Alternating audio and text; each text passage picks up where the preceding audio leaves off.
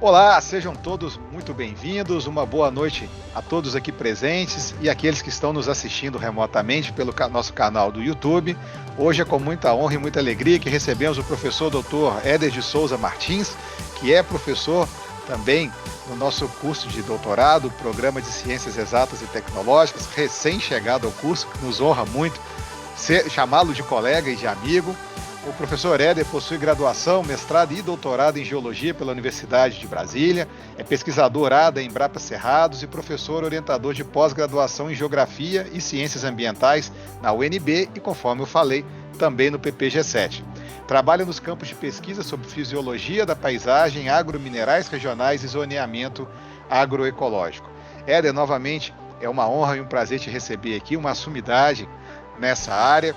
Muito obrigado por ter acatado o nosso convite. E, amigo, o palco digital é todo seu. Fica à vontade.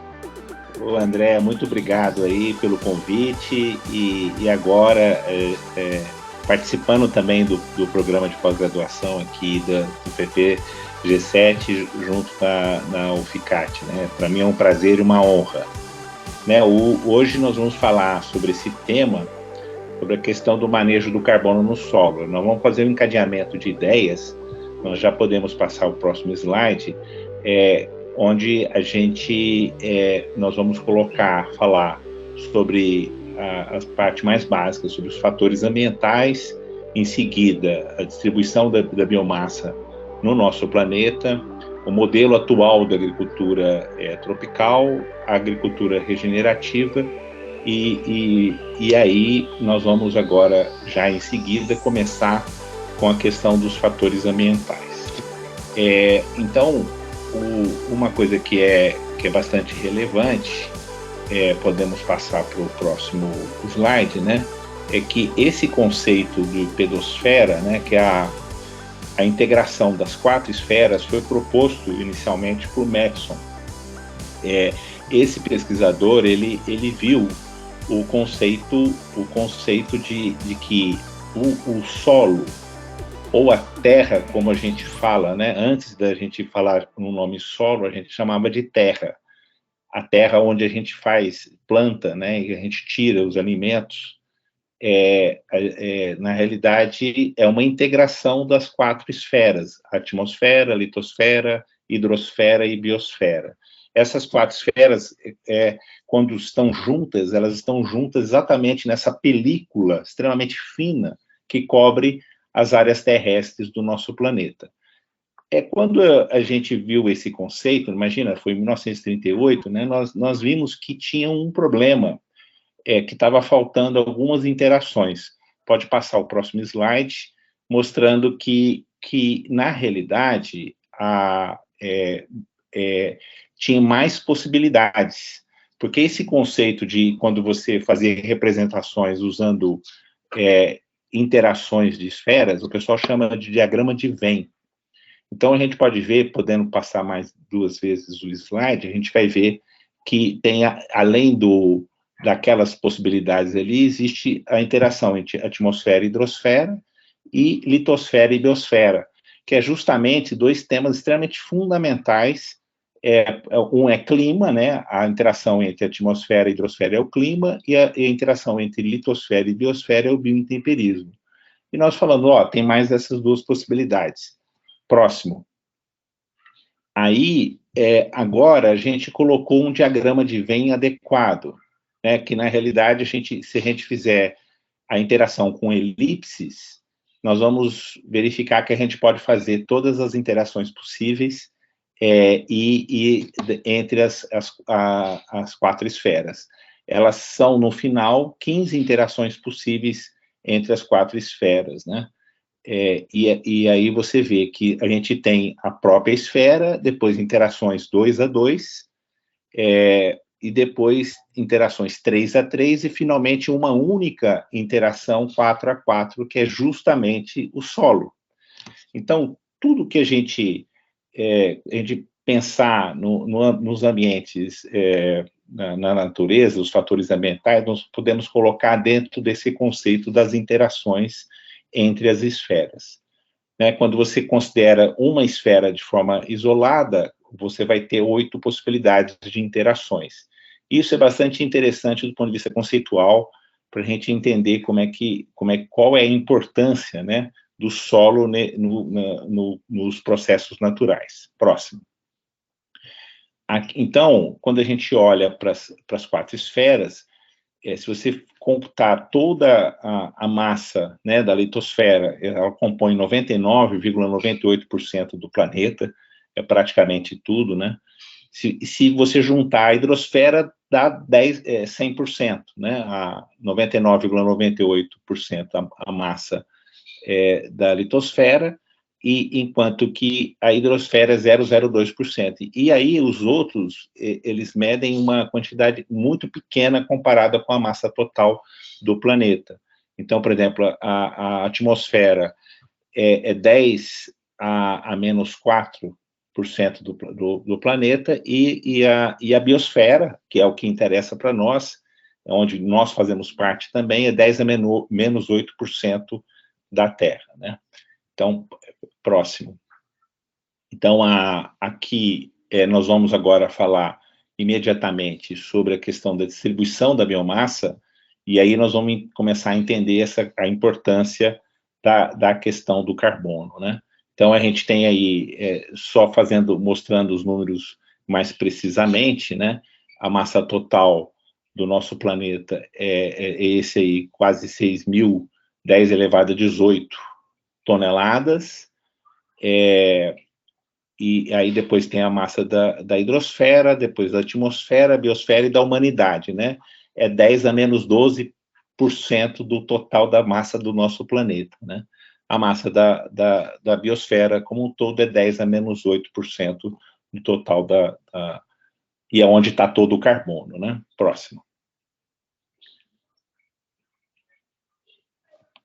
E aí, esse trabalho é um trabalho muito relevante, né, falando sobre a distribuição da biomassa no nosso planeta. Trabalho de 2018, mostrando os dados, o que é mais recente sobre como é que a biomassa ela é distribuída.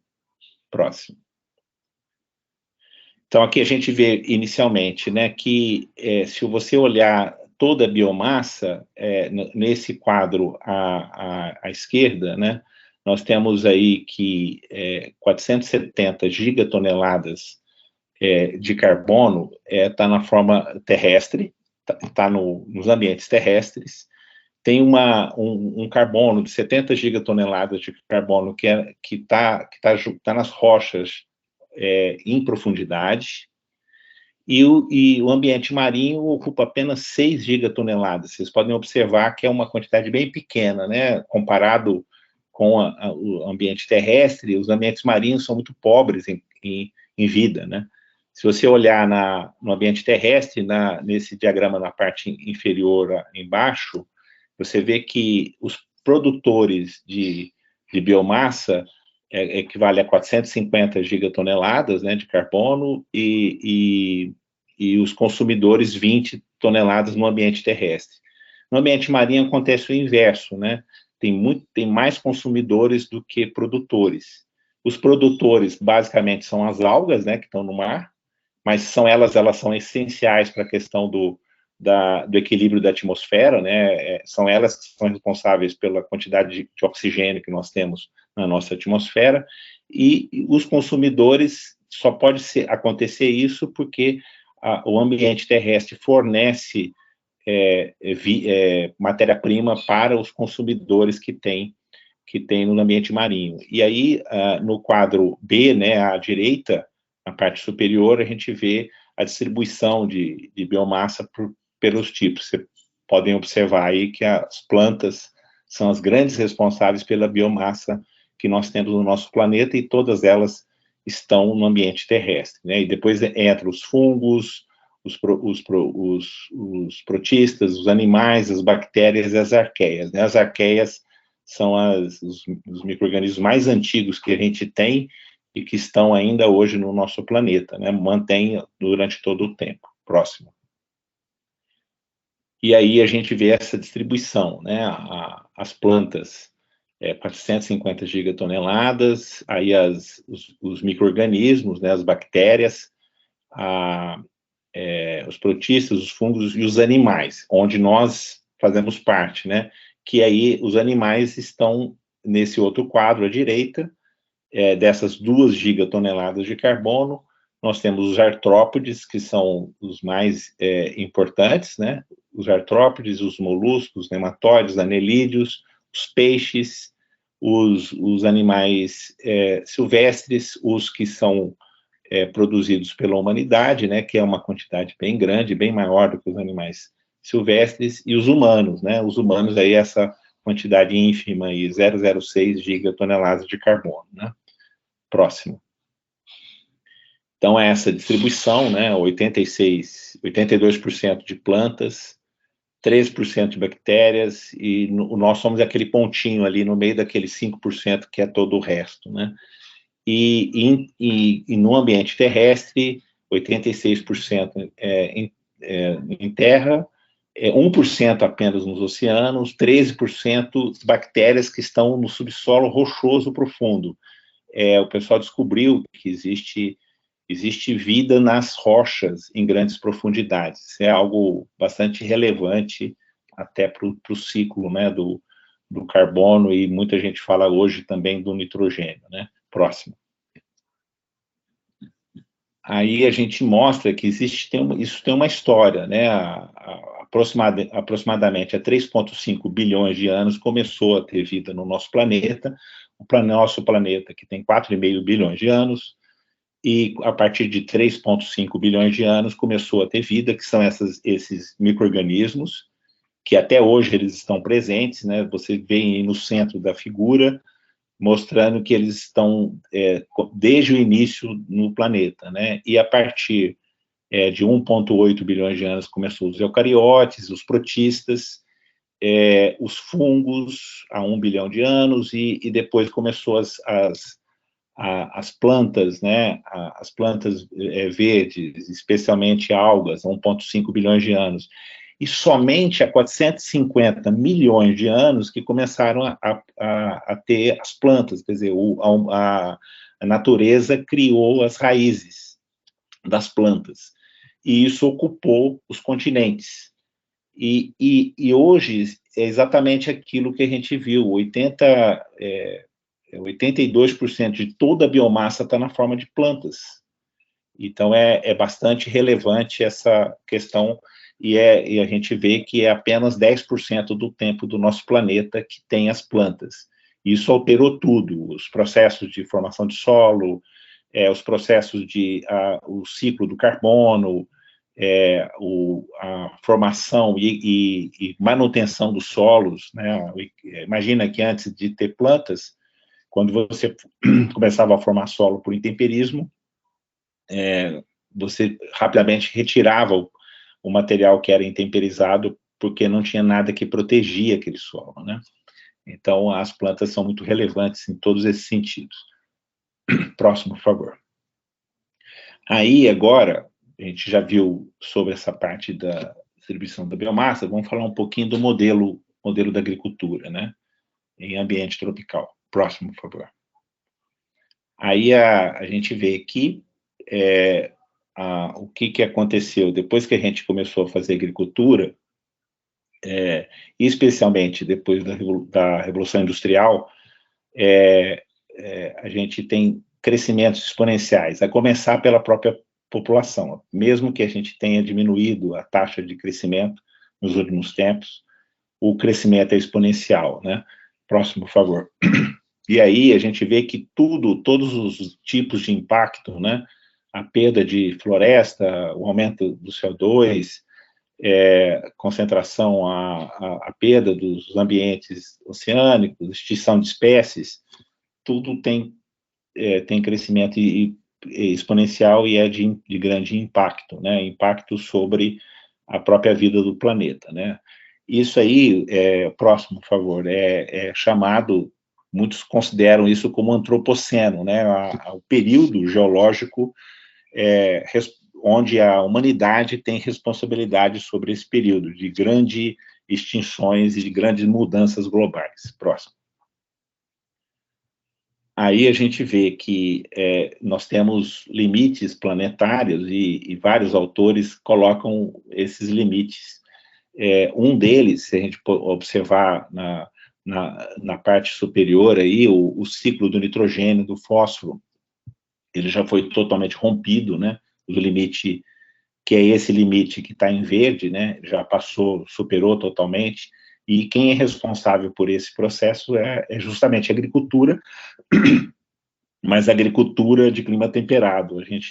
O clima tropical, a gente não causa esse tipo de impacto, né? Mas todo mundo, o planeta todo, a humanidade toda é grande responsável por perda da biodiversidade, da questão das mudanças climáticas, a acidificação dos oceanos, a mudança da cobertura da Terra, entre outros impactos que a humanidade tem provocado. Próximo. Então, a gente observa aqui, quanto mais intensa a cor, aí, mais avermelhado, é mais intensa a agricultura, né? Então, a gente pode observar que grande parte da intensidade da agricultura ocorre nos ambientes de clima temperado. A gente vê na América do Norte, a gente vê aquela região que é justamente o cinturão do milho. Você tem lá áreas agrícolas contínuas, né, sem nenhum tipo de ocupação, a não ser agricultura, né? A paisagem totalmente coberta por áreas agrícolas. A mesma coisa acontece na Europa,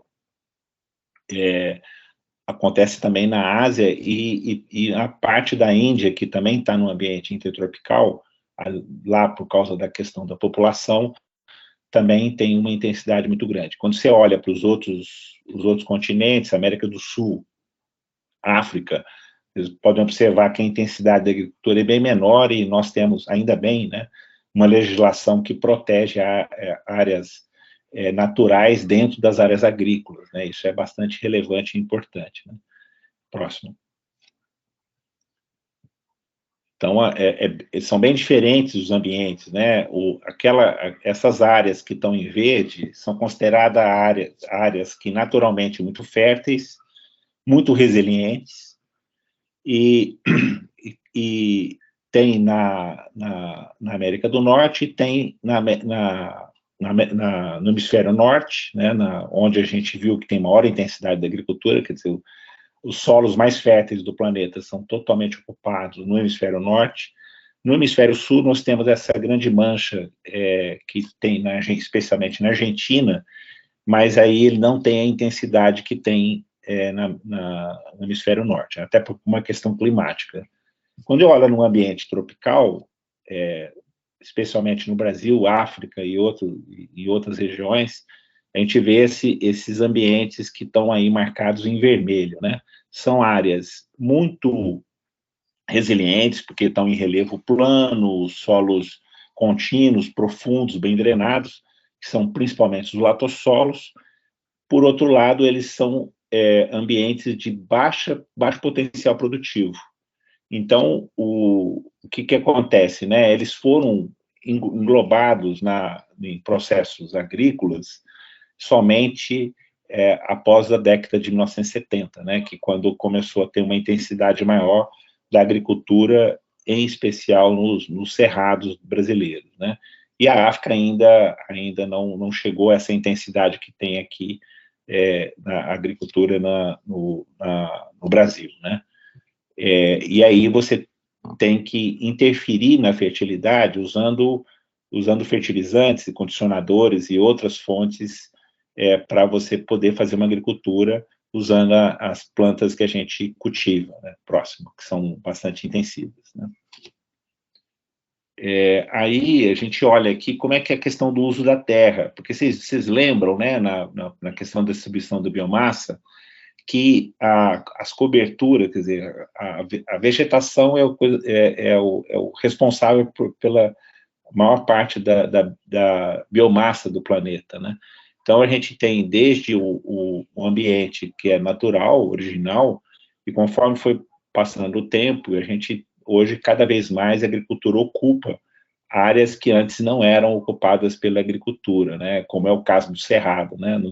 Nos últimos 40, 50 anos. Então, começa a ter a conversão da vegetação original numa uma cobertura agrícola, né? Próximo. E vai aumentando também, conforme vai aumentando a área agrícola, aumenta também a área urbana, né? Porque quanto mais agricultura, e essa é uma coisa interessante, né? A gente só existe as cidades porque tem agricultura, né? Então a gente vê aqui nesses mapas, né? Tem uma quantidade muito grande de pastagens. A gente vê que em todo o planeta, né, ambiente tropical e temperado tem muitas pastagens. A questão das áreas agrícolas é mais intensivo nos ambientes de clima temperado e a vegetação natural ainda está mais preservado nos ambientes tropicais, por enquanto. Próximo. E aí, esse aqui já é um trabalho mais recente do que aquele que a gente estava falando. Aí a gente vê que nesse trabalho já se coloca, né, essa questão da mudança do uso da terra, né? E aí, essa mudança, ela causa impactos muito expressivos, justamente na questão do carbono, né? Nós diminuímos, no final das contas, a produtividade da biomassa naquela área que antes era coberta por áreas naturais. E a gente está colocando coberturas para gerar alimentos, mas a biomassa gerada é menor do que originalmente na área natural. Próximo. E aí a gente vê que essas mudanças, ela ainda tem, por exemplo, grandes massas, a gente já sabe que isso está ocorrendo, né? Uma mudança importante, inclusive na Amazônia. Nós temos áreas que já foram bastante modificadas pela ação humana, né, da tecnologia. Próximo. Então, aí, esse é um trabalho que a gente desenvolve, né, um dos trabalhos da minha linha de pesquisa, para a gente mostrar numa área natural como é que funciona a cobertura. Essas curvas que a gente está vendo no centro da figura, está mostrando como é que é a produção de biomassa. Quando a gente pega uma mata de galeria no cerrado, ele fica numa área que fica verde todo o tempo, mesmo na época da seca, porque ela tem disponibilidade hídrica todo o tempo. Aí a gente pode observar que é o padrão tipo A. Esse padrão tipo A, vocês podem observar que ele é mais elevado, né, do que os outros, ele tem uma amplitude que altera pouco, e cada curva dessa que a gente observa, o máximo e mínimo, é um ciclo de um ano, né? Então, na época da chuva, ele alcança o máximo, na época da seca, alcança aquele vale ali, que ele diminui a produtividade primária por causa da seca, que é típica do cerrado. Aí você vai em mata de galeria, depois vem o cerrado típico, que é o B. A diferença é que ele é menor, né? Ele produz menos, e a amplitude é maior. Significa que na seca ele perde mais a produtividade. O cerrado ralo, mais ainda, e o campo limpo é o que mais é afetado. Então, vocês podem observar que o padrão cíclico é o mesmo. Se a gente for colocar uma reta média em cada um desses, ele é paralelo ao eixo X, significa que ele é um processo que é homeostático, que ele se autorregula, e a gente tem até os efeitos do fogo que acontece, e que no ano seguinte, ele volta a ter a mesma produtividade que tinha na situação anterior, né? Então, essa é uma coisa para a gente entender como é que é a questão da distribuição da biomassa, por exemplo, num ambiente natural de cerrado. Próximo. Aqui é um trabalho, outro trabalho nosso, que a gente mostra que a gente tem a referência, né, o que está lá embaixo, né, está lá em cima, no diagrama em cima, mostrando como é que é a referência, que é o padrão natural, E aí o alvo é exatamente a área agrícola. A gente pode observar que o alvo, né, ele tem amplitudes muito maiores do que o da área natural. E quando você subtrai um do outro, tem o que a gente chama de índice de produtividade primária. E aí, quando você vê no final, o que fica na figura, na parte inferior, vocês veem que tem uma parte da produtividade do ano, onde tem a cultura, que produz mais, e tem uma outra parte do ano, do ciclo, né, que produz bem abaixo da referência natural. E aí, qual que é o problema? Que a área, se a gente for medir a área coberta pela parte positiva e a parte negativa ganha da parte positiva. Quando isso acontece, significa que você está degradando o ambiente, né? Você está perdendo carbono. Aqui você está perdendo carbono pelo tipo de manejo que está sendo feito, né? Próximo.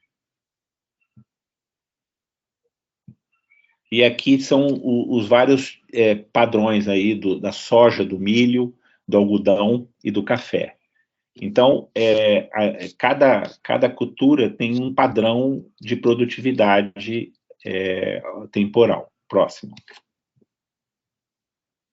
E aí, o que acontece? Né? A gente tem ali, nessa parte à esquerda, a curva natural do cerrado, que está em verde. E aí tem um processo de transição, aí vocês estão vendo que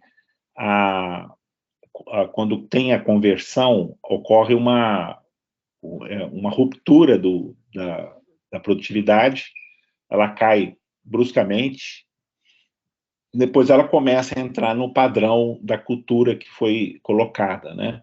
Essa que está em vermelho. E é exatamente isso que a gente enxerga. E, novamente, a gente enxerga aquilo, né, que tem os picos de produtividade, eles são maiores do que no natural, mas os vales são muito mais profundos do que o que tem na natureza. E aí a gente tem um problema sério de perda de produtividade primária e, consequentemente, perda de carbono. Próximo. Então, a gente olha o que acontece nessa curva, né? Tudo que está em vermelho é negativo, né? O que está em verde é positivo. O que está em vermelho é muito mais intenso do que está em verde. Então, isso é um problema muito sério para a questão, para pensar. A gente teria que desenvolver modelos de cobertura e que, no mínimo, imitem o padrão de produtividade primária que a gente tem na natureza, né? Que a gente tem no nosso padrão, no mínimo imite, né? De preferência até que aumente o sequestro. Atualmente a gente precisa disso, né? Então a gente olha aí o que acontece, né? Se a gente vê no início tem essa mudança que ela não tem um padrão definido, que está escrito aí como extensificação, né? E depois tem a agricultura de sequeiro, que tem um padrão definido, mas tem um problema. Próximo. Ele tem uma perda ao longo do tempo. Vocês estão vendo? Está caindo, a parte negativa está ficando cada vez mais negativa. Então, aqui, com certeza, eu estou gerando um sistema que não é sustentável. Ele entra em colapso, porque nós estamos perdendo carbono, produtividade primária. Próximo. Aqui é um outro ambiente, e que é interessante que nesse ambiente tem irrigação, aí acontece um outro processo, né? Começa a agricultura de sequeiro e depois entra a irrigação. Por quê? Por que o pessoal coloca a irrigação? Porque o pessoal vê que é um ambiente que não tem irrigação, a produtividade vai sendo perdida ao longo do tempo, né? Com a irrigação, você melhora a produtividade, por outro lado, você está consumindo o recurso, mas é uma forma de gerar maior produtividade primária na paisagem. Próximo. Bem, só coloquei a questão de uma forma bem geral, esse modelo de agricultura da Revolução Verde, ele tem esse problema, né, que não respeita essa questão do funcionamento do ambiente, da paisagem, né? Não há um respeito para esses limites. E agora nós vamos falar da agricultura regenerativa, que é a agricultura que agora nós estamos em processo de transição. Próximo. Então, a primeira coisa que é importante, né, a agricultura regenerativa, ela é desenvolvida em base biológica, enquanto que na Revolução Verde, né, nós somos baseados em fertilizantes bastante solúveis e concentrados, nós estamos falando em manejo de pragas e doenças com moléculas químicas, em onde a gente causa um impacto muito grande na biota, né, do solo, e a gente não tem um respeito no manejo das coberturas para manter o solo coberto e vivo todo o tempo, especialmente em ambiente tropical. Então, quando a gente fala da agricultura regenerativa em ambiente tropical, nós estamos falando em desenvolver processos regionais para a gente fazer o manejo da fertilidade. Nós queremos manter a resiliência desses ambientes do ponto de vista de produção de biomassa, não só produção de alimentos. Nós estamos falando de reciclagem de matérias usadas materiais que são usados na agricultura, como fertilizantes, fontes orgânicas, para a gente poder sempre incrementar o carbono no solo. Nós estamos falando de remineralização, que é um processo que a gente utiliza rochas que são formadoras de solo, que são silicáticas, para a gente renovar os solos. E no final é o que a gente fala da regeneração, né, no sentido biológico. Próximo. Aí, aqui a gente pode falar dessa ciência, que é uma ciência que é a agrogeologia. A agrogeologia é uma ciência de interface, e que tem uma interface com várias outras ciências, geologia, pedologia, climatologia, hidrologia, ecologia, agronomia, né? E finalmente, chegar na questão da segurança alimentar. O que a gente pensa quando a gente fala da agrogeologia? Nós pensamos como é que a paisagem está organizada do ponto de vista da ocupação agrícola e o que a gente tem de recurso da própria região que a gente pode utilizar para manejar a agricultura daquele local. Então, nós estamos falando de regionalizar soluções de fertilidade do solo. Nós estamos falando de regionalizar soluções de controle de pragas e doenças. Em vez da gente utilizar soluções globais, que é a utilização de fontes que a gente importa, né? O Brasil é dependente de 85% dos fertilizantes que a gente utiliza, né? Nós somos dependentes de 100% dos defensivos, os agrotóxicos que nós usamos para controlar pragas e doenças.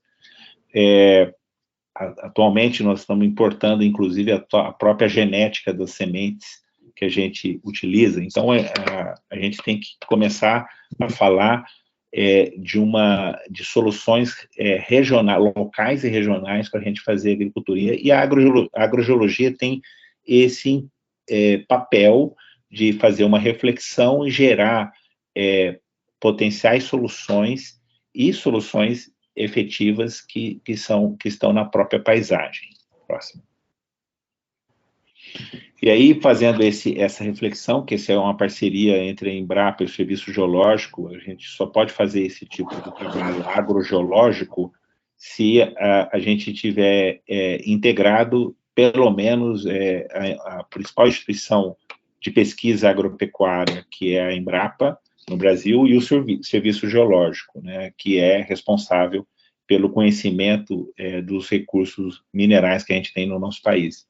Quando a gente fez o primeiro levantamento, essa primeira integração, que envolve as áreas agrícolas e os potenciais fontes de agrominerais silicáticos, que são as matérias-primas para gerar os remineralizadores e os fertilizantes de composição silicática, a gente chegou nesse resultado, né? As principais áreas agrícolas brasileiras estão a menos de 300 quilômetros de qualquer fonte de composição silicática. Então, é muito abundante, é o mais abundante entre as fontes minerais para usar na agricultura são as fontes silicáticas. E a gente tem uma grande oportunidade de utilizar essas fontes para aumentar a eficiência, de diminuir emissões, aumentar a eficiência da agricultura, melhorar a qualidade do solo, melhorar a qualidade do alimento. Próximo. Exatamente, são essas fontes, né, que a gente utiliza. Nós temos essas 6 principais agrominerais, né, que, no final das contas, os nutrientes, principalmente, vêm de rochas, excetuando o nitrogênio, que o grande reservatório está na atmosfera, todos os outros nutrientes vêm de rochas. Então, nós utilizamos o cloreto de potássio, os sulfatos de cálcio, mas também tem sulfatos de cálcio, magnésio e potássio, os carbonatos para fazer o manejo do pH do solo, especialmente em ambiente tropical, é bastante importante, os fosfatos, que são, o fósforo é um macronutriente essencial, muito importante, os boratos, o boro é um micronutriente bastante importante, e os silicatos. Os silicatos são os mais abundantes, se a gente for olhar aí na distribuição da cobertura terrestre, 85% é coberto por materiais silicáticos, né, que da onde vem a nossa composição da nossa litosfera. E 15% é coberto por rochas carbonáticas. E todas essas outras fontes, os sais na forma de cloreto, de sulfato e os boratos, e os próprios fosfatos são muito raros e escassos no nosso planeta. Próximo. Então, o que a gente tem disponível para pensar em agrominerais regionais? Os calcários, o próximo, os fosfatos naturais, os sulfatos naturais, e, finalmente, os agrominerais silicáticos, essas fontes silicáticas compostas por rochas, que podem ser tanto fertilizantes como remineralizadores. Então, quando a gente olha para essas fontes silicáticas, elas são muito importantes porque elas geram superfície específica, capacidade de troca de cátions permanente, que vai gerar no solo, corrige o alumínio não só pelo deslocamento do pH, mas também pela reação com silício, e, ao mesmo tempo, ele é multinutriente. Próximo.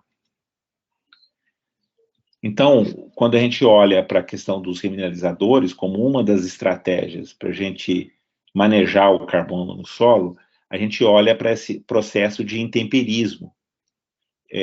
A gente pega a rocha, faz a moagem da rocha e aplica essa rocha moída.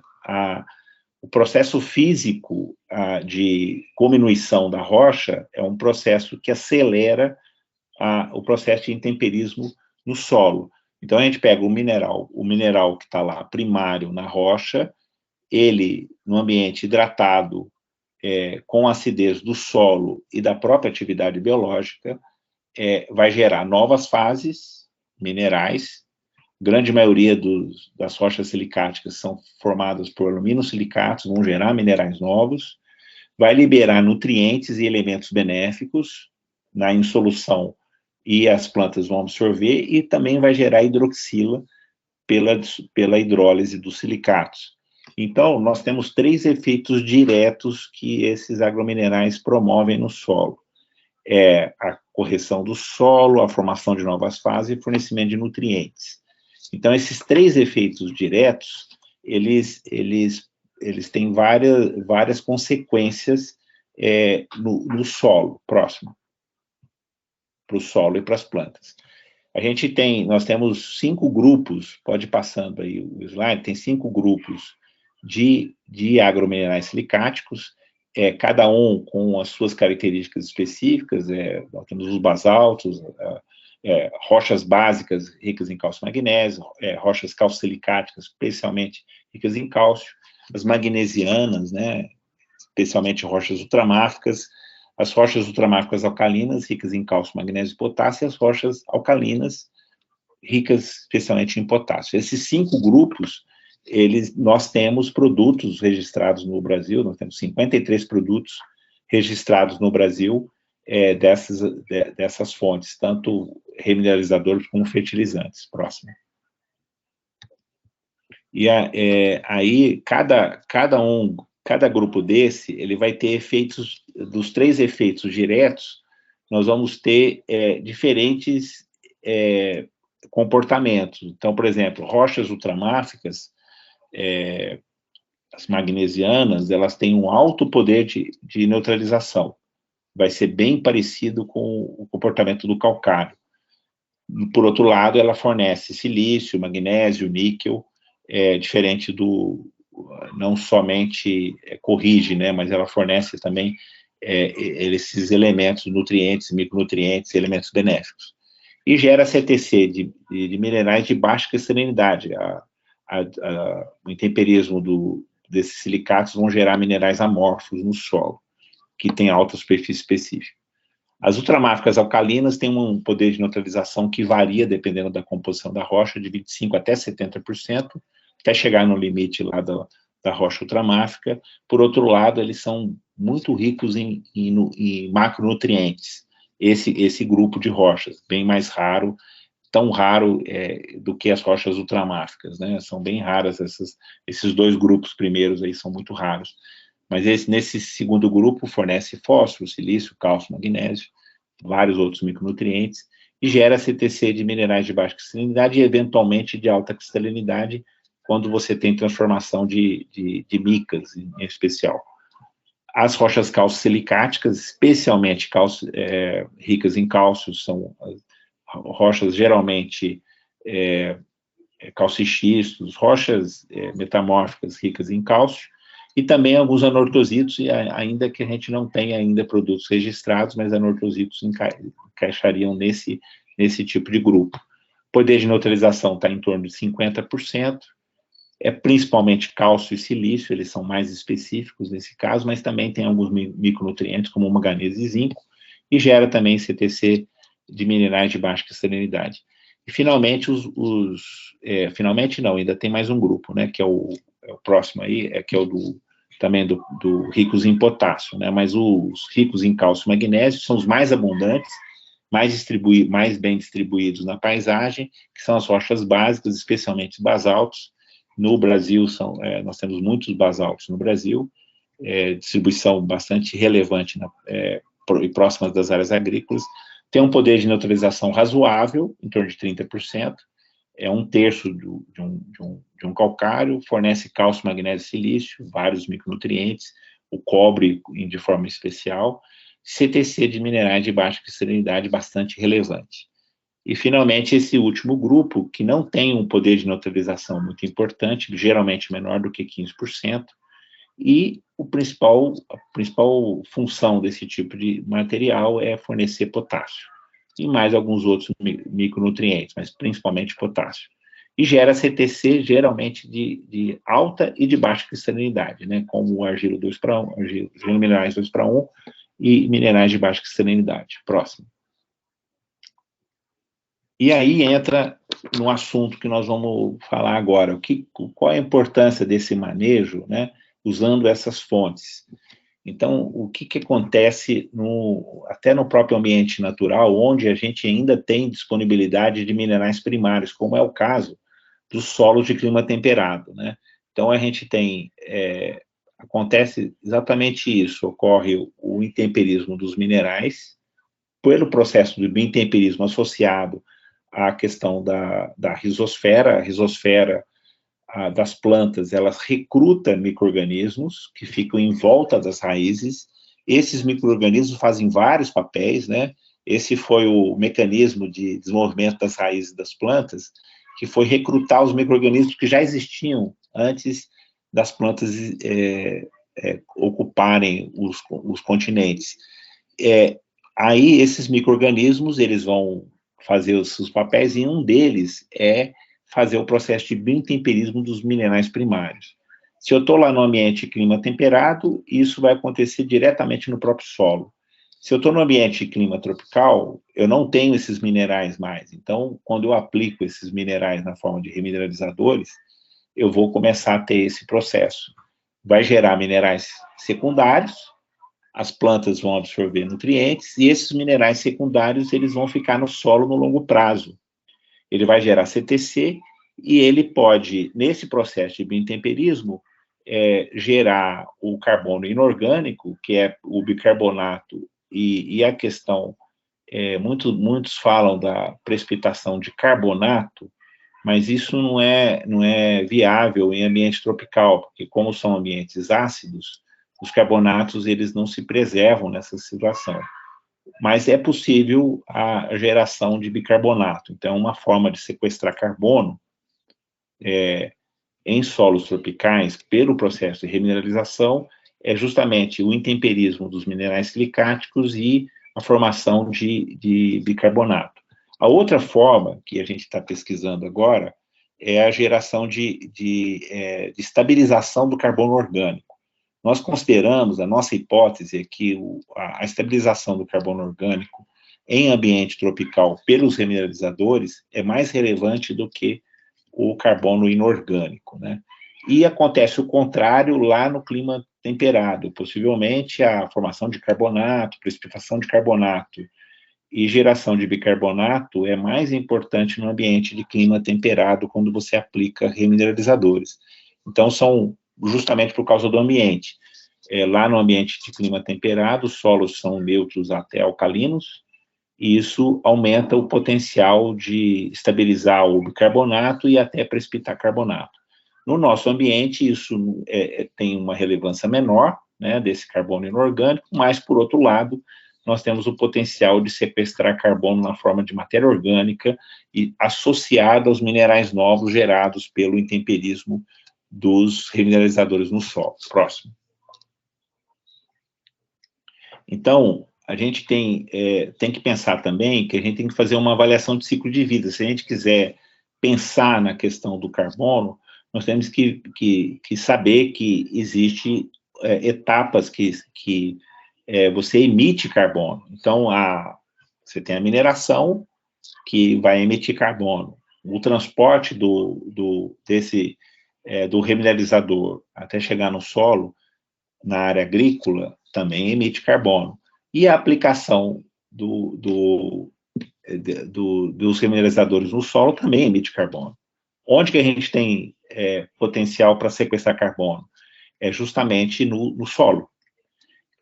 Depois que eu aplico ali no solo, que vai acontecer todos esses processos que vai permitir o sequestro de carbono. Próximo. Então, a água traz já o CO2 dissolvido na água, e quando ele já vem com pH em torno de 5, e quando ele interage lá no solo, o CO2 aumenta mais ainda a proporção, né, porque tem a respiração lá do solo, e aí eu tenho essas reações que podem acontecer no solo para estabilizar especialmente o bicarbonato. E se o bicarbonato ficar estável, eu posso sequestrar efetivamente o carbono, né? A precipitação de carbonato, ela não é viável em ambiente tropical, mas ela é viável em ambiente de clima temperado. Próximo. Agora, o outro processo que a gente está verificando é a questão da estabilização da matéria orgânica. Exatamente esse processo de degradação da matéria orgânica pela reciclagem do processo biológico, portanto, eu preciso de muita produção de biomassa lá da planta, né, do sistema agrícola, para produzir mais matéria orgânica, e aí os minerais que eu estou aplicando, ele pode ser, no final das contas, o grande receptáculo da estabilização da matéria orgânica. Então, essa é uma pergunta de pesquisa muito relevante que nós estamos perseguindo agora. Próximo. Então, aí uma das possibilidades é justamente você ter os minerais novos, especialmente os de baixa cristalinidade, e eles serem as superfícies onde os grupos funcionais de matéria orgânica, desde os de baixo peso molecular até os mais complexos, né, são substâncias úmicas e fúvicas, né, que podem estabilizar na superfície desses minerais. Próximo. Então, por enquanto, a gente tem basicamente, nós estamos fazendo só cálculos, né? Fazendo esse balanço apenas por cálculos teóricos de potencial de sequestro, usando apenas o sequestro inorgânico, né? Nós temos que começar a criar métricas para essa parte do sequestro na forma orgânica. Então, a gente considera, né, que o balanço, né, desde que não seja, a gente sabe que o principal fator que emite mais carbono é justamente o transporte. Então, nós temos que pensar novamente, né, nós temos que pensar em fontes, né, que estão mais próximas das áreas agrícolas, para que no final das contas, no balanço, o carbono seja negativo no sentido de sequestro, né, ele fique no solo, fixado no solo. A diferença entre o emitido e o sequestrado seja a favor do sequestro. Próximo. Então, nesse novo paradigma, a gente tem... nós estamos chamando esse novo paradigma, que é da agricultura regenerativa, né, que a gente comentou, como Revolução Sempre Verde. Por que Revolução Sempre Verde? Porque começou com Revolução Verde, né? E essa Revolução Verde foi uma resposta ao final da Segunda Guerra, né? O planeta estava passando, a humanidade estava passando fome, então a humanidade teve que dar uma resposta para produzir uma quantidade bem grande de alimentos para poder suprir a questão da fome.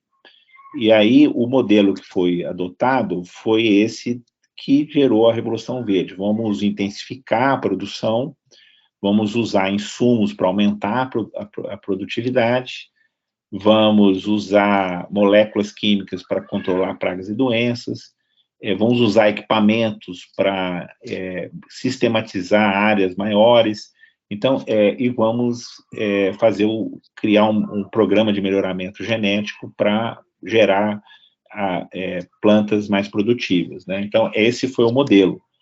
E depois desse modelo, que está tendo um colapso agora desse modelo por causa da questão dos custos. Os custos das commodities, fertilizantes, os riscos, né, que a agricultura sofre em função da questão climática, da questão das pragas e doenças, muito elevado, e aí precisa procurar essas soluções regionais para diminuir custo e aumentar a resiliência e a qualidade no final da produção. Então, a gente tem, na Revolução Sempre Verde, nós temos uma base mineral, que são essas bases, são esses agrominerais que são regionais, especialmente de composição silicática, onde a gente vai gerar CTC, nós vamos criar uma camada nova de solo, vamos aumentar a eficiência de uso de nutrientes, nós vamos usar bioinsumos em vez de moléculas químicas, vamos gerar bioinsumos que podem ser produzidos na região ou na própria fazenda, onde vai ter controle de pragas e doenças, onde vai se buscar equilíbrio biótico regenerado, né, na agricultura regenerativa, e ao mesmo tempo vai fornecer nutrientes. Tem vários micro-organismos que fornecem nitrogênio e que aumenta a solubilidade, a disponibilidade de nutrientes dessas fontes de baixa solubilidade, como é o caso das rochas silicáticas. E também a questão do manejo, porque sem o manejo não é possível nenhum dos dois ali funcionarem, né? O manejo significa ter uma intensidade biológica todo o tempo, de preferência que fique vivo durante todo o tempo, como acontece no ambiente natural, né? Então, é um aumento da atividade biológica, os solos cobertos todo o tempo. Próximo. Então, na agricultura regenerativa, se busca essas soluções locais e regionais. Os agrominerais regionais, os bioinsumos e o manejo. Quando você integra esses três pilares, nós vamos chegar nessa agricultura regenerativa, que nós estamos agora passando por um processo de transição, estamos no início desse processo de transição da agricultura da Revolução Verde para a Revolução Sempre Verde. Próximo.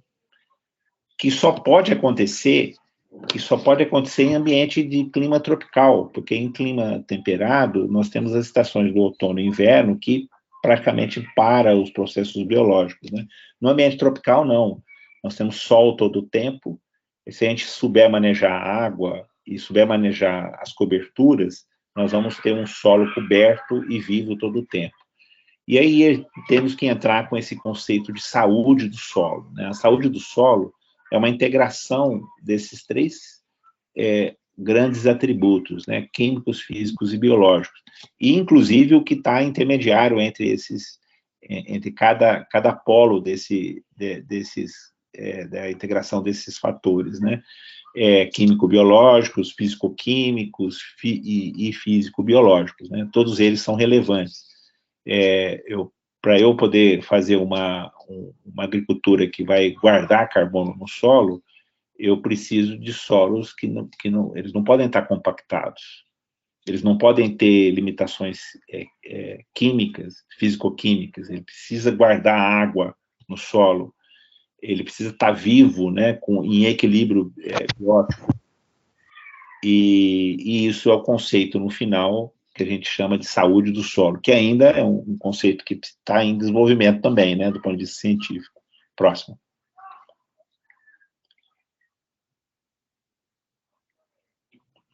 É isso, gente. Essa é a nossa apresentação.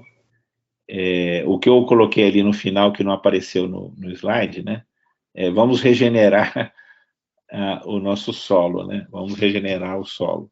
Eu queria agradecer e estou à disposição para a gente bater um papo sobre esses conceitos, né, que eu apresentei e outros que vocês tiverem dúvidas sobre o tema, né? Temos aqui a nossa amiga Magda Bergman, que pode me ajudar bastante e também a debater esse tema com vocês, né?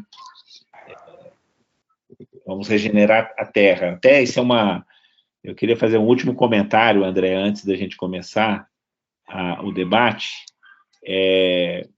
Quando a gente fala Terra, né, a gente lembra, isso não é só na língua portuguesa, né? Em quase todas as línguas, né, a Terra se confunde, o planeta Terra se confunde com a terra que a gente usa para fazer agricultura, né? A mesma palavra, usada a mesma palavra. E aí a gente lembra lá do Madison, né? O Madison, ele justamente falou isso, a pedosfera é uma integração de todas as esferas, né? Ela é justamente uma síntese, né, do nosso planeta, é exatamente o solo. A gente começou a chamar de solo a partir de 1945, com as ciências do solo. E aí a gente começou a tratar a Terra, né, como sendo algo para a gente explorar, né? Agora a gente tem que retomar o conceito original, que é um conceito onde a gente precisa respeitar a Terra, né? Nós precisamos respeitar os limites do nosso planeta. A gente tem que, como os indígenas fazem, né?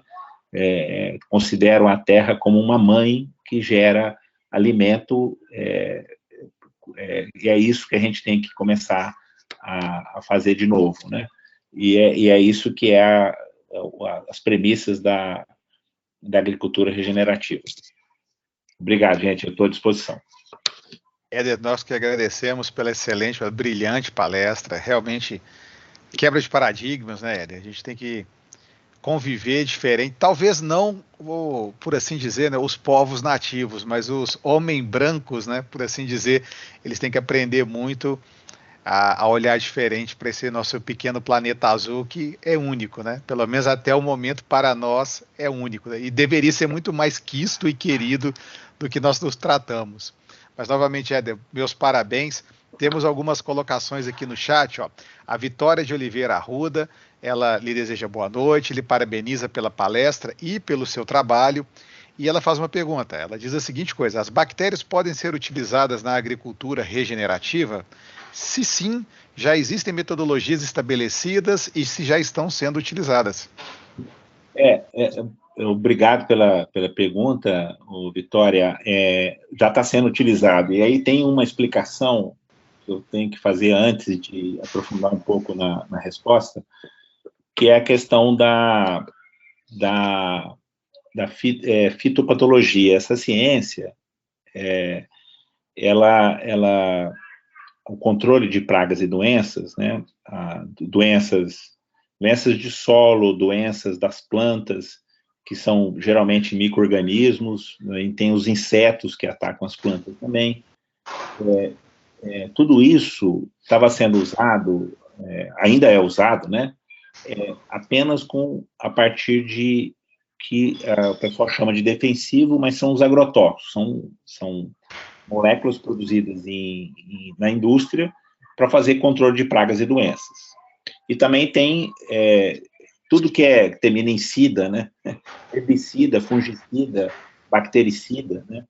Para controlar pragas e doenças. Inseticida, né? Também. Então, o que acontece? Durante bastante tempo,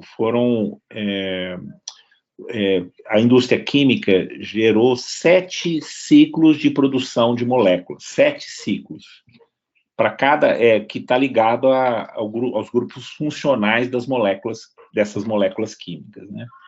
O que aconteceu?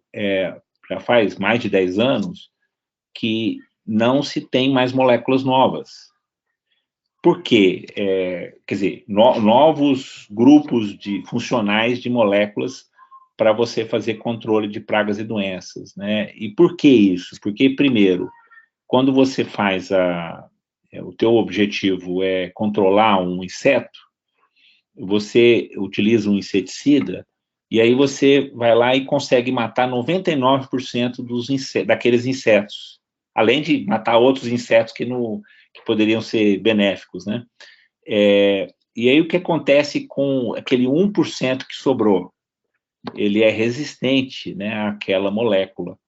Então, obrigatoriamente, ao longo do tempo, essas moléculas, elas ficam, o alvo, né, ele fica resistente àquela molécula e ele não tem mais função. Você usa aquilo lá, causa um monte de impacto, né, biológico no solo, na planta, no resíduo que gera no alimento, etc., né, que vai para a água, né, tem várias consequências disso aí. Aí o que acontece? Se gerou tanta resistência que hoje não tem mais solução. A única solução é através dos bioinsumos, que são principalmente micro-organismos, mas também tem macro-organismos, né? Tem insetos que são usados para controlar pragas e doenças, mas principalmente micro-organismos. E aí, a primeira etapa disso aí, a própria indústria química, ela entrou já faz bastante tempo, uns 20 anos, começou a fazer pesquisa com os bioinsumos, porque ela já sabia que as moléculas químicas iam acabar, né? No sentido do papel dessas moléculas químicas no controle de pragas e doenças. Então, o que aconteceu? Hoje nós temos uma infinidade de empresas, mas ligadas à indústria, que geram micro-organismos isolados, específicos, para fazer controles de praga e doenças específicas, né? Então,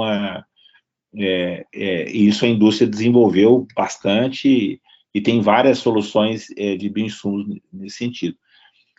O outro caminho, né, é o caminho de você gerar comunidades de micro-organismos. Aí o objetivo não é atacar especificamente uma praga e doença. Na realidade, é você contribuir para a volta do equilíbrio, porque a doença, no final das contas, né, a doença é reflexo de um desequilíbrio biológico. Então, é até interessante o pessoal escrever como é que o inseto seleciona a planta para ser atacada. Aquela planta está em desequilíbrio, o inseto vai lá atacar aquela planta em desequilíbrio, né? Isso até faz parte de um papel ecológico, né, do próprio inseto, né? Então, isso é uma questão relevante é a questão das comunidades. Então, primeiro, passa por um estágio de uso de micro-organismos isolados para você atacar um alvo específico, né?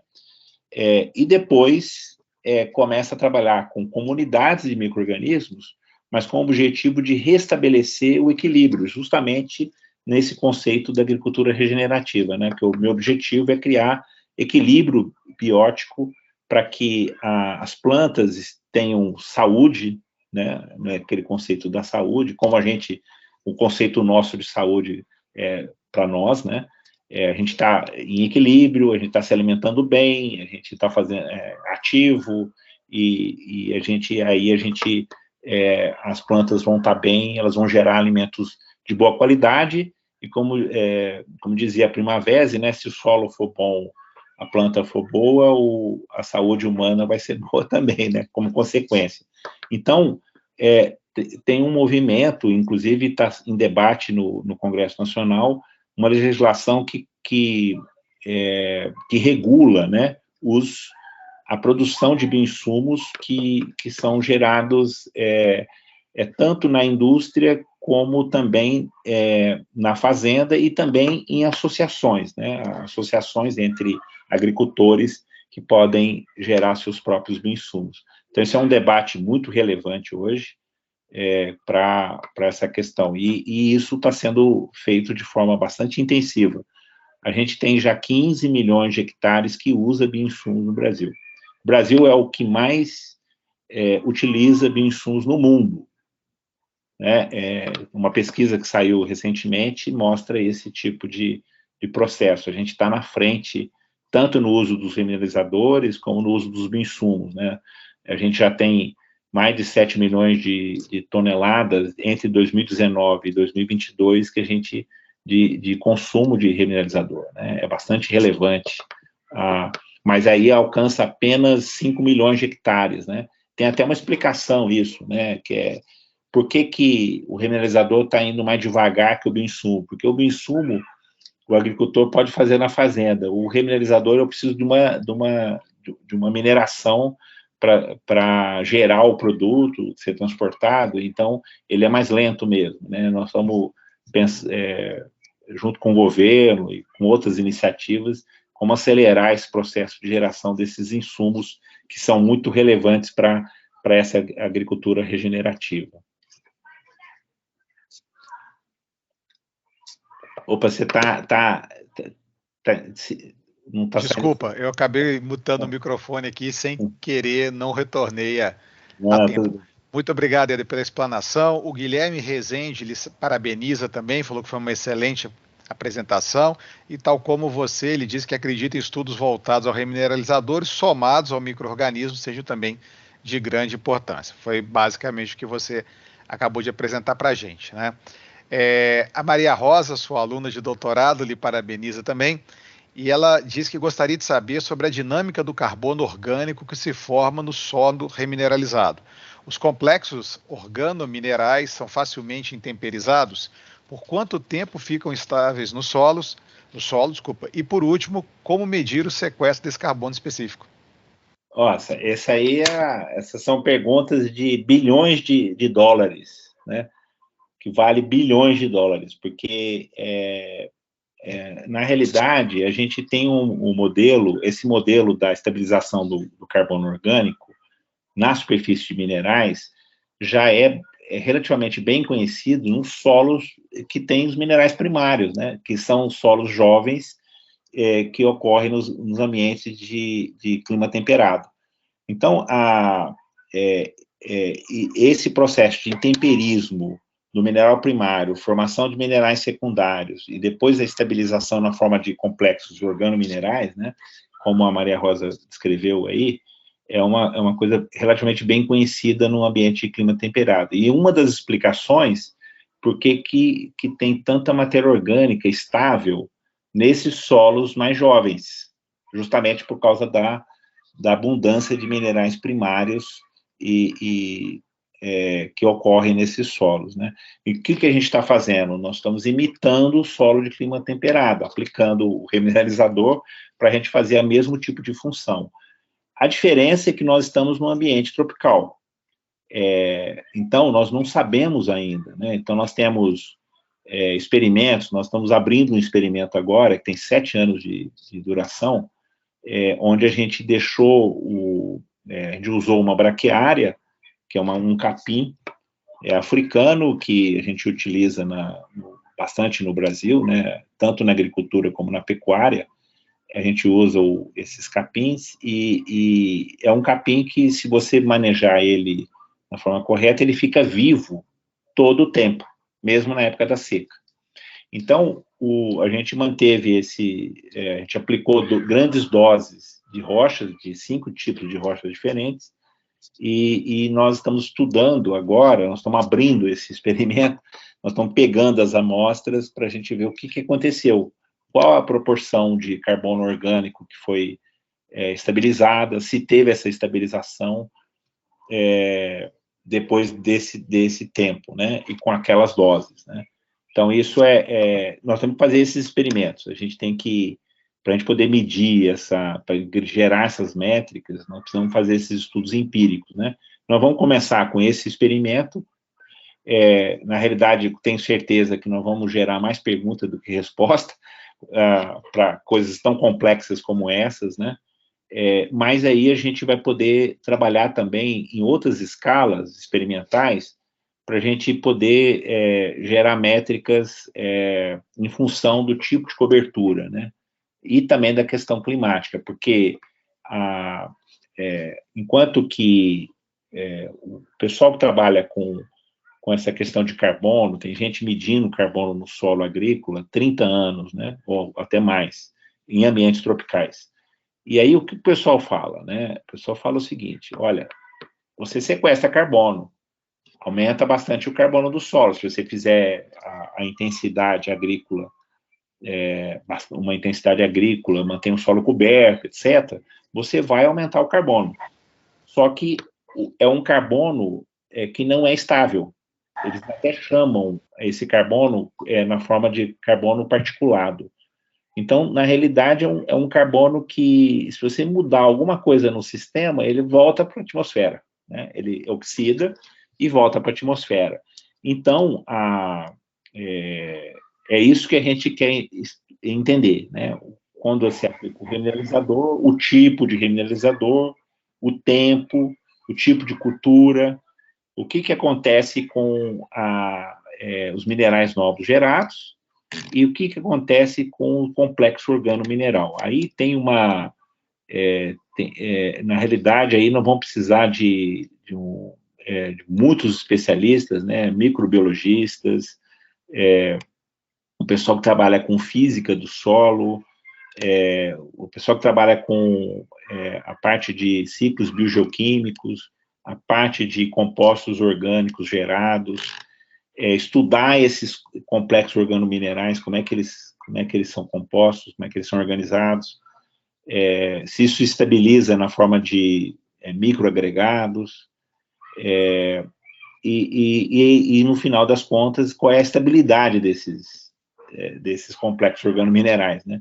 Então, a nossa primeira pergunta é se gera carbono orgânico estável, associado à matéria orgânica, que é justamente esses complexos organominerais. Essa é a primeira pergunta. Se a gente demonstrar que isso existe, nós vamos abrir uma linha de pesquisa muito relevante para a questão tropical, que é a questão do manejo do carbono, né? Que é exatamente essa questão de você conseguir manejar o carbono e aumentar o carbono orgânico estável. Então, a gente tem um exemplo, né? Um exemplo que a humanidade já fez, né? E o que é interessante, novamente falando sobre o respeito, né, que os indígenas têm com a terra, então a gente tem o exemplo da terra preta de índio, que é a terra preta de índio. Se você olhar, os indígenas que criaram essa terra preta, foi mais de 5.000 anos atrás que eles pararam de fazer isso, né? Não teve mais aquelas populações que faziam a geração dessas áreas, né? Mas esses solos, eles são férteis até hoje, Por que que eles são férteis até hoje? Por que que esses solos são pretos? Por quê? Porque, na realidade, em vez de a gente colocar lá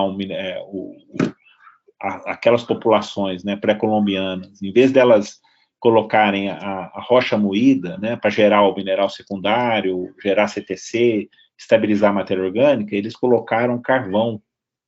E por incrível que pareça, eles fizeram, que eles queimavam, né? Eles queimavam, só que eles não queimavam do jeito que a gente queima hoje. A gente vai e bota fogo, queima tudo, vira tudo cinza, né?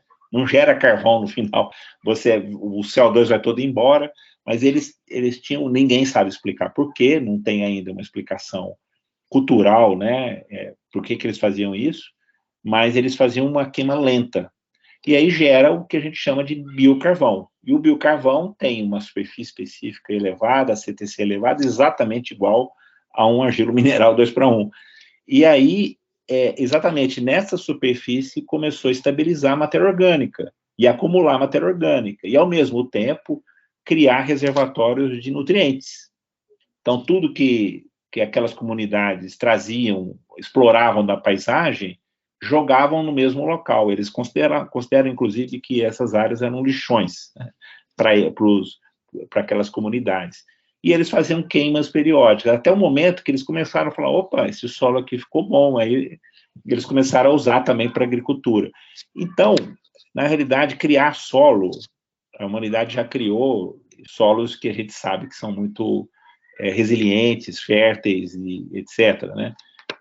Nós estamos criando o mesmo tipo de modelo, né? Só que em vez de usar o carvão, né? O carvão, que é bem lento, é um processo lento, hoje nós não temos tempo mais, né?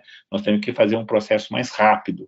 Então, uma das soluções é essa de colocar as rochas silicáticas moídas, né? Para gerar essa CTC de forma rápida, estabilizar o carbono e criar uma camada nova de solo que vai ter longevidade, né? Vai ter resiliência no longo prazo. Então, mas isso nós estamos só no início, nós estamos só começando. Muita pesquisa precisa ser feita para a gente responder essas perguntas, que são perguntas, aí, como eu falei, de bilhões de dólares, né? Que a Maria Rosa fez. É de fato uma boa pergunta e as respostas serão melhores ainda, eu creio, né? Com certeza. Olha só, a Magda Bergman está aqui te felicitando também, falou que não esperava menos de você, mas que realmente foi muito além do esperado. E claro, Magda, pode ficar à vontade. Ela quer fazer uma pergunta por áudio, então fique à vontade. Por favor, Magda. Obrigada pelo privilégio. Eu estou comendo aqui no restaurante, espero que o ruído de fundo não atrapalhe. Tudo me impressionou no que tu falaste, mas o que mais me impressionou foi aquela curva média de produtividade, né? E o que acontece, né, quando na época seca a produtividade decai e aí realmente o carbono deveria estar sendo incorporado ao solo, ele regride bastante, né? E isso, essa agricultura extensivista que a gente está sofrendo as consequências desse modelo, tenta resolver com irrigação artificial. Então, com irrigação, né? Eu queria que você comentasse um pouquinho mais quais são as consequências que isso traz aos aquíferos, né? E também pelo seguinte, né? Sai El Ninho, entra Laninha, e a gente continua. Eu estava rodando em Goiás até 5 dias atrás, né? E a gente está vendo que não tem pousio da terra, que o pessoal engana uma cultura na outra. Eu já estou meio perdida, porque não é a minha área. Eu também não quero tornar essa pergunta mais longa do que a palestra. Mas, assim, não é a minha área e eu já não entendo mais o que é a safrinha, porque a gente está vendo a soja em cima da soja e não mais o milho em cima da soja. Em Goiás eu vi um pouco de sorgo e de milheto, mas assim, a gente já está vendo que essa safrinha aí, esse conceito de safrinha já está muito deturpado, né? E o que fazer, né? Como é que a gente se posiciona quanto a essa agricultura extensivista, que eu acho que com ela não há saída, né? Para não tornar uma pergunta mais longa. Não, excelente pergunta, né? Essa parte do modelo de manejo, que a gente também chama de desenho do manejo, né? O desenho do sistema, né? O design de sistema, né? Então uma das desafios mais importantes que a gente tem. E aí a gente tem que lembrar de como é que foi o processo histórico, né? Começa, por exemplo, no caso do Cerrado, né, que é uma coisa mais recente, né? Tem 50 anos de agricultura no Cerrado, 40, 50 anos de agricultura, né, intensiva com esse modelo da Revolução Verde. E aí, como é que na realidade acontece o processo, né? Qualquer modelo agrícola começa pelo solo, começa sempre pelo solo, né? O solo é a base, como a gente mostrou, né, na nossa apresentação, de que essa base ela é dada pelo solo. Então, tudo que você faz no solo vai ter depois consequências. Então, primeira coisa, você tem que resolver os limites que tem esse solo.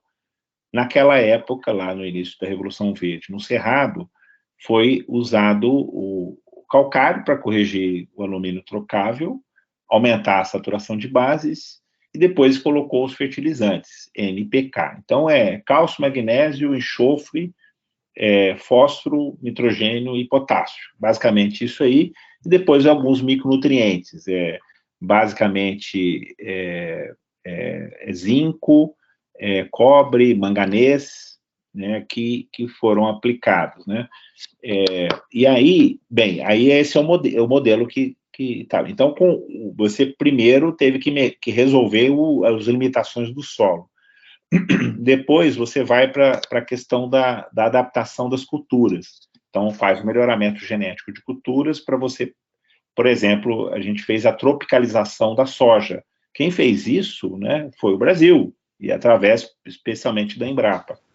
Depois desse processo, entra o sistema, porque no início, a agricultura era um plantio solteiro, você plantava lá soja, colhia soja e deixava o tempo todo sem nenhuma cobertura.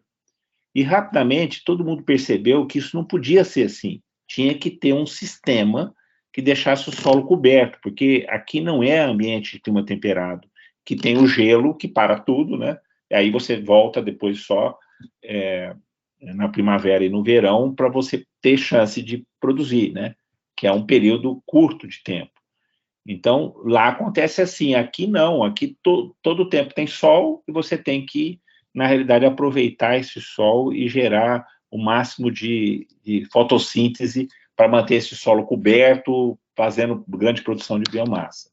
Então, na realidade, esse é um desafio bem grande de como que você monta. Então, a gente tem alguns exemplos reais, né, de agricultores que faz o processo correto de plantio direto, que essa foi uma das coisas que a gente quebrou do paradigma do clima temperado, né, que no clima temperado o pessoal mexe no solo, sempre altera o solo, e mexe fisicamente no solo, ara a terra, né, e no nosso caso você não pode fazer isso, você tem que fazer o plantio direto, né, sem mexer no solo.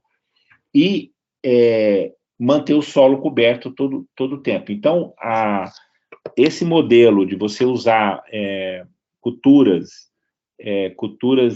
grandes culturas em sequência, né, como é o caso, que um modelo de sistema é sucessão de culturas, soja, milho, pousio. Então, você passa um período, começa em setembro e termina em março, o sistema soja-milho, depois de março até setembro do outro para iniciar o outro ciclo, não tem nada cobrindo esse solo. Você não colocou, não plantou nada. Então, você está degradando, você está transformando a matéria orgânica gerada naquele ciclo, ele está sendo oxidado, indo para a atmosfera, o solo está aquecendo, a biota está decaindo e está emitindo carbono. O outro sistema é você fazer soja, milho, braquiária. E aí é um sistema que é bastante interessante, porque você consegue manter o solo vivo fazendo fotossíntese todo o tempo. E se você coloca braquiária, você pode colocar um gado. E aí, além de você produzir grãos, né, você pode alterar as culturas ali, a primeira e a segunda cultura, mas se você coloca um pasto, você pode produzir carne. Então, é um sistema que, do ponto de vista do carbono, ele é muito bom para aumentar o carbono no solo, né?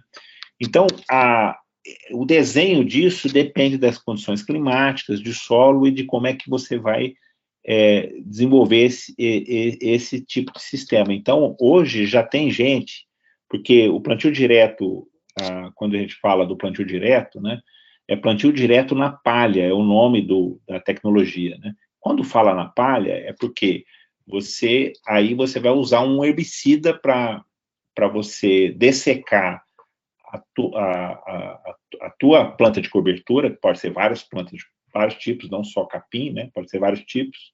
Você vai usar um herbicida para dessecar, e depois disso aí, você faz o plantio da cultura que te interessa. Então, agora já tem tecnologia sendo desenvolvida, ainda no início, mas que você planta no verde. Você não usa herbicida.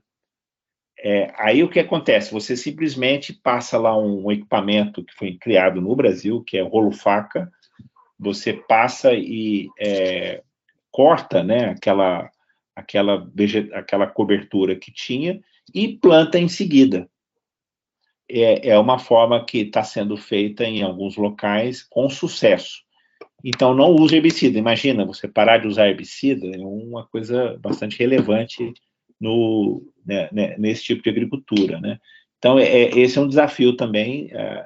Tem tem muita pesquisa para ser desenvolvida nesse sentido, né?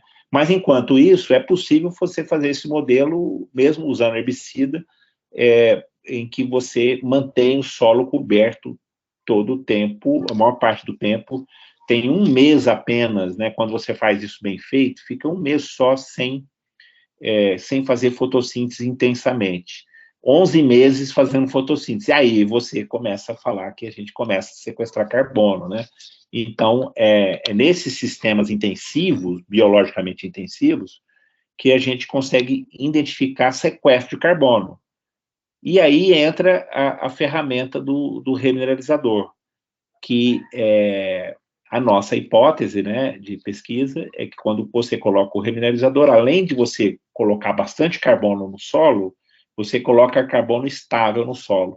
Então, exatamente aquilo que aqueles três pilares, né, os remineralizadores, as fontes regionais, os bioinsumos, que são essenciais, porque tem bioinsumos que vai contribuir, inclusive, para a parte da matéria orgânica, e essa questão das plantas, você fazer um desenho de sistema que você vai manter o solo coberto e vivo a maior parte do tempo, pelo menos. Excelente, Éder, muito obrigado. Temos aqui também uma pergunta da Bruna Gomes, que ela pergunta se o tipo de plantio faz diferença na regeneração do solo e no carbono armazenado. Com certeza, né? Cada planta, ela tem uma relação de cada tipo de cultura, né? Ela vai produzir mais ou menos biomassa, e e a gente tem que lembrar que no Cerrado, né? Tem vários pesquisadores no início, né? Quando começaram a estudar o Cerrado, do ponto de vista científico. Então, você vai numa área nativa de Cerrado, tem lá um piquezeiro, né? Então, imagina o piquezeiro, aí você vai lá e pega aquela época, até incrível, né? O piquezeiro, ele em plena seca, ele troca as folhas, renova as folhas, floresce e dá o piqui, né? Dá o fruto. Em plena seca, né? Então, isso no início, os biólogos falam assim, como é que essa planta faz isso, né? Qual é a mágica que ela faz para fazer isso? E outra coisa, quando ele analisa a folha, né? A gente analisa a folha, e vai olhar os nutrientes, está tudo lá. Todos os nutrientes que a planta precisa estão lá naquela folha, né? Aí você pergunta como é que essa planta fez se eu olho no solo e não encontro nada de nutriente, né? Ou muito pouco nutriente. Não explica, né? Você olha para o solo, não explica. Então, fala, que mágica que é essa? A mágica, né, está justamente no cerrado, ele trabalhar com várias raízes em várias profundidades. Então, tem plantas que trabalham numa certa profundidade, tem outras que trabalham numa profundidade maior, e outras mais profundas ainda, chegando a dezenas de metros de profundidade as raízes. Tem até um trabalho que nós estamos fazendo, né, um trabalho que eu estou colaborando, que é a relação das térmitas, né, dos cupins, que tem bastante no Cerrado, no ambiente tropical, o cupim ele é geral, né, no mundo tropical, e mostrando que houve uma coevolução das plantas que ocuparam raízes profundas, junto com esses insetos, né, que acompanham exatamente o carbono dentro do solo. Então, ele busca, né, o solo e leva lá para cima. Então, é até interessante essa questão da reciclagem que é feita.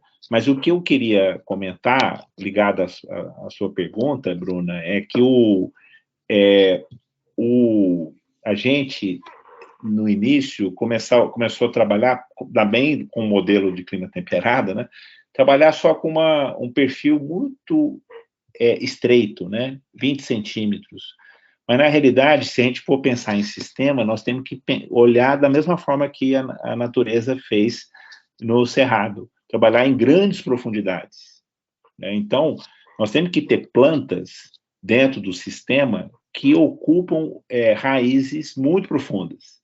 Quando a gente faz isso, nós aumentamos a reciclagem de nutrientes, nós aumentamos o carbono profundo, né, dentro do solo, e a gente aumenta a eficiência de todo o sistema, que é exatamente isso, essa mágica que o piquezeiro faz, né, de ele ter todos os nutrientes dentro de um solo de baixa fertilidade. Então, o segredo está em explorar um grande volume de solo. Quando ele explora um grande volume de solo, ele consegue retirar tudo que ele precisa para se desenvolver, né? É assim que as plantas do Cerrado evoluíram, né, nessa situação. Então, nós temos que evoluir os nossos sistemas agrícolas para imitar esse processo que acontece na natureza. Eu estou dando exemplo do Cerrado, que é o meu quintal, né, onde eu trabalho, né? Então, é exatamente assim que a gente tem que fazer, imitar, né? Assim como a gente olha nos ambientes que tem florestas, né, como é o caso da Amazônia, a Mata Atlântica, as florestas tropicais, os sistemas agrícolas têm que ser agroflorestais. Tem que ser agroflorestais, é assim que ele vai funcionar melhor, né? No caso do Cerrado, ele tem que ter o segredo está na questão das raízes profundas. Então, bastante importante pensar em plantas que vão ocupar volumes em solo em grande profundidade. Excelente, Éder. O Lucas coloca aqui algumas citações, né? Ele fala que hoje em dia temos várias práticas de manejo sustentável. Ele cita, por exemplo, plantio em curva para evitar a erosão, cobertura de solo, tanto viva quanto morta, rotação de culturas, utilização de bioinsumos, né, e, assim, dentre outras ferramentas. E a Simone coloca aqui também o seguinte, que viu um documentário chamado Solo Fértil, eu particularmente não conheço, vou até assistir a indicação dela aqui na Netflix, né, fazendo aí o jabá para a Netflix, Sim. Que fala sobre manter o solo coberto, que foi bem interessante, mas que eles não falaram sobre remineralizadores, né? E é uma prática, né, Eric, que pode parecer, pode soar nova para quem está entrando em contato pela primeira vez, mas não o é, né? A humanidade, como você mesmo citou, a humanidade utiliza os remineralizadores há milênios já, e em várias culturas diferentes, isso que eu acho que é bem interessante, né? Não é algo que vem, por exemplo, do Oriente ou só do Ocidente, o mundo todo, em algum momento, já se deparou com o uso de remineralizadores, né? Essa questão é uma questão até interessante. Se a gente faz uma reflexão, né? Porque a humanidade, né? Nós temos registros fósseis da espécie humana, os mais antigos têm em torno de 350 mil anos, né? E então você imagina, nós estamos dentro do Quaternário. O Quaternário tem aproximadamente 2 milhões de anos. Nós estamos dentro do Quaternário e a gente já passou por 4 glaciações, a humanidade, né, como espécie. Então, durante 340 mil anos, a gente era caçador e coletor. E aí, o que aconteceu na última glaciação, que acabou entre 12 mil e 10 mil anos atrás? O que aconteceu? A gente inventou a agricultura, né? Ou descobriu a agricultura, a gente pode debater sobre inventar ou descobrir, mas o que é relevante é que a humanidade começou a escolher as plantas que a gente cultiva entre 12 mil anos e 9 mil anos atrás. E essas plantas que a gente cultiva continuam sendo as mesmas que a gente selecionou entre 12 mil anos e 9 mil anos atrás. São basicamente as mesmas. São poucas outras culturas que a gente acrescentou nesse rol de culturas que a gente utiliza no mundo todo, né? E aí, o que é interessante? Que essas plantas que a gente selecionou, elas ocorrem em 3 ambientes geológicos. São formadas em ambientes de depósitos glaciais, então rochas moídas pelos processos glaciais. Nós temos um segundo ambiente, que é das rochas vulcânicas, né? Também rochas moídas, também tem cinzas vulcânicas envolvidas, tem plantas que estão associadas a esses ambientes, e tem os depósitos de origem fluvial. Tanto é que as antigas civilizações, né, que ocorreram depois do início da agricultura, a gente criou grandes civilizações. Por quê? A gente começou a poder produzir alimentos sem precisar sair correndo atrás da comida, né, como era antes. Então, a gente parou, a gente começou a pensar, começou a criar ciência, começou a fazer matemática, fazer ciência e outros, a partir depois que a gente começou a fazer agricultura. E só depois de fazer agricultura que a gente começou a criar cidades, porque antes não era possível ter cidade, né? Não existiam esses assentamentos, porque o homem, a humanidade, as comunidades tinham que sair atrás da comida, né? Então, mas o que eu queria comentar é que as plantas que a gente selecionou estão em solos jovens, derivados de rochas naturalmente moídas. Então, você fala assim, sobre quando que a remineralização aconteceu quando a gente selecionou as plantas que a gente utiliza para fazer agricultura. Começou lá. Então, não começou nem antes nem depois, foi no próprio ambiente natural, derivado de um processo natural dessas 3 situações. E a gente exemplifica, né, que as grandes civilizações antigas estão ligadas aos ambientes fluviais do Nilo, da Mesopotâmia, do Rio Indo, do Rio Amarelo, e nas Américas ligado aos Andes, e também na América Central às ilhas artificiais feitas lá pelos antigos povos pré-colombianos em lagos de altitude, né? Pessoal, eles criaram ilhas artificiais para fazer agricultura, algo chamado chinampas, que é um negócio genial, né? Foi uma das coisas mais sofisticadas em relação à agricultura que a humanidade já criou, né? Que são essas ilhas artificiais. E, então, a remineralização é um processo natural. é um processo totalmente natural, que existe na própria natureza, e da onde veio as plantas que a gente cultiva. E por que a gente selecionou essas plantas, né? Não foi de graça, porque o ambiente desses solos jovens são ambientes ricos em nutrientes, equilibrados biologicamente, resilientes, que essas plantas podem sobreviver e produzir alimentos de boa qualidade para alimentação, né? E então o que nós estamos fazendo, na realidade, é simplesmente imitar o que a natureza já faz, né? Já fez, né? E que a gente acabou se apropriando, né? Quando a gente criou a agricultura. E aí, do ponto de vista tecnológico, a gente pode falar que a gente teve um primeiro avanço do ponto de vista tecnológico no século XIX. E lá na Europa, um livro que ficou esquecido por mais de 100 anos, praticamente 100 anos, e a gente retomou, que é o Pães de Pedra, né, do Julius Hensel.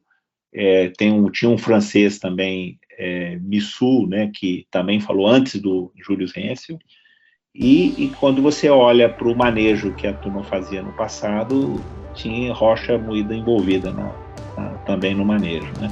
Então é isso, né? A melhor forma da gente falar sobre isso é que a origem da agricultura está ligada a solos naturalmente remineralizados.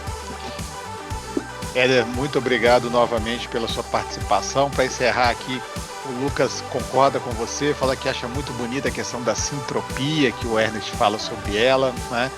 Que um cuidado com o solo e com o micro-organismo reverbera o nosso planeta e, consequentemente, como você mesmo disse, na nossa própria saúde, né? Somos parte integrante do planeta, né? Ou talvez, melhor dizendo, estamos parte, né? Porque o planeta vai continuar quando a gente se for, né? Então nós temos que agradecê-lo por deixar-nos existir, né? E nos manter. E a Maria Rosa também toca no assunto da agrofloresta, né, que é pouco valorizada e utilizada, que estamos produzindo micro-organismos novos fertilizantes, mas não plantando floresta, que poderia também ser o piquezeiro. Mas estamos atingindo aí o nosso limite de horário. Eu agradeço novamente, imensamente, Éder, a sua contribuição.